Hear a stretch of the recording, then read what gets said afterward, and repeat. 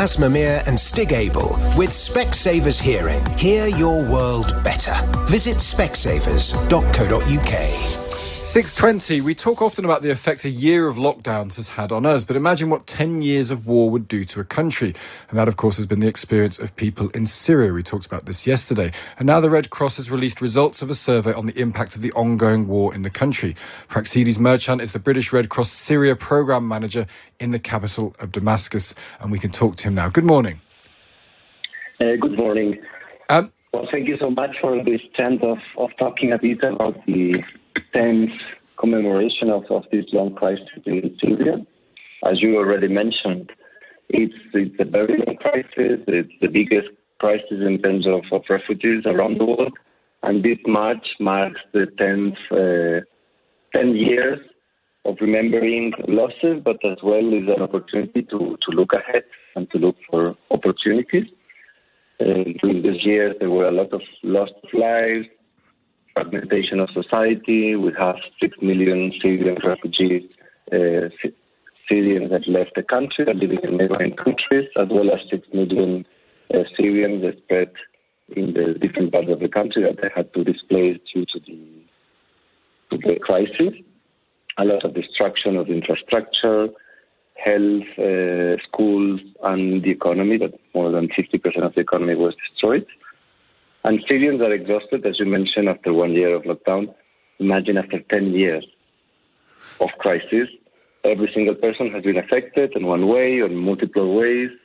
And currently the situation after 10 years is, I would say, even worse than any of those previous 10 years.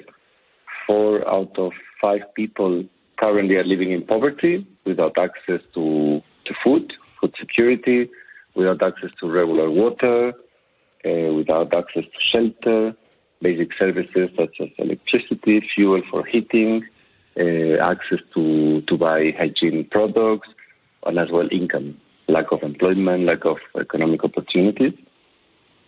In addition to that crisis, since the end of 2019, beginning of 2020, we had to add a financial crisis related to Lebanon. So the currency, the Syrian pound, has devaluated along the last year around 80-85%. Prices have increased around 236 times. And life is 29 times more expensive as 10 years ago.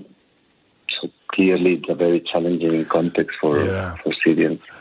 What is it like to be a child in Damascus? Is it at all possible? I mean, the survey says 60% of Syrians report they've missed years of education. Has childhood been completely compromised, do you think, in Syria over the last 10 years? Well, what is important to mention, and a recent survey done by the International Red Cross mentioned that 60% missed education, and as well that 2 out of 3 children in Syria currently have post-traumatic disorders, are suffering stress and anxiety, and this is clearly related to the situation, to the conflict, to the displacement, but as well to the lack of access to education. And this is, currently we have a 12% of children that are out of school, and the situation due to the worsening of the economic conditions is still increasing that. Yeah, and what about the pandemic? Because on top of the conflicts that you've been talking about and we've been talking about on this program, you then throw in a pandemic. How has that impacted the situation? Well, the pandemic, I would say something that is very significant, but for most Syrians, worrying about the virus is a luxury that they cannot afford. And the lack of access to income, the lack of access to food, clearly it's a first priority.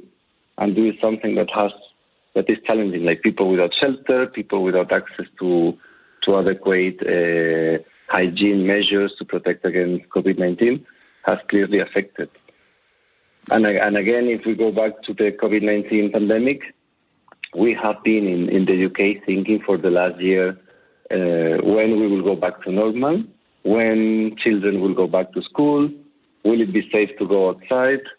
So those questions that in UK and Europe we have been for a year more or less now asking, I would say the 3 questions that they have been asking for the last 10 years.